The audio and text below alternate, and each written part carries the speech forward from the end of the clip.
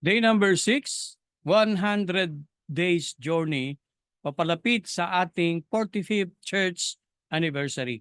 Ang ating teksto ngayong umaga, Isaiah 61 verse 1, "The Spirit of the Lord God is upon me, because the Lord had anointed me to preach good tidings unto the meek. He sent me to bind up the brokenhearted, to proclaim liberty to the captives, and the opening of the prison to them that are bound." Ito ang propesiya ni Isaias na gagawin ng Mesyas. Ang pag-abot ng Panginoon sa taong may pangangailangan. Sa salin sa Filipino, ang Espiritu ng Panginoong Diyos ay nasa akin sapagkat ako'y pinahiran ng Panginoon upang mangaral ng mabuting balita sa maaamo. Sinugo niya ako upang balutin ang mga bagbag na puso, upang ipahayag ang kalayaan sa mga bihag at ang pagbubukas ng bilangguan sa mga nakagapos.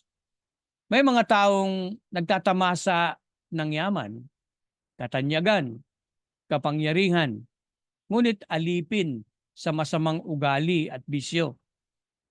Kaya nilang itago pansamantala ang kanilang pagkagumon sa ganitong uri ng bisyo. Maaari din silang magbayad ng manggagamot upang pansamantala ay mahibsan ng konti ang kanilang pagkagumon dito. Kung minsan ay meron mga therapy sessions na kanilang sasalihan o manapay sasama dun sa mga religious group para lang itong kanilang nararanasan ay mawala. Ngunit hindi maglalaon, ang kanilang kalagayan ay babalik sa muli, malulublob doon sa kanilang bisyo at dating ginagawa. Marahil narinig na ninyo ang kanilang mga hinaing.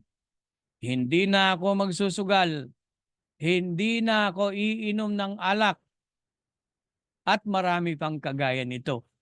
Ito'y mga bigong pananalita kung gagamitin ang pangsariling lakas na hiwalay sa magagawa ng Panginoon.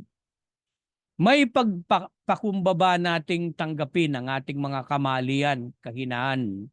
Ilapit natin sa Panginoon ang maraming hinanakit sa ating kalooban. Bigyan nawa tayo ng laya ng Panginoon sa masamang hangarin, ugali at uri ng buhay. Kapag ating kinilala ang pagkilos ng Espiritu ng Panginoon sa ating buhay, isa-isa niyang bubunutin ang mga pagkukulang at ilalagak niya sa ating buhay ang kapanatagan. Yan ang kayang gawin ng Panginoon sa sinumang may pagpapakumbaba na lalapit sa Kanya. Tayo'y manalangin. Panginoon, salamat po dahil kay Kristo aming narinig ang mabuting balita ng kaligtasan. Ako'y Kanyang tinulungan upang maging matagumpay. At Panginoon, hinihiling ko po na ako'y lalago sa pananampalataya dahil pangako mo ang iyong patnubay. Ito pong lahat ay hiling sa dalangin sa pangalan ni Jesus. Amen.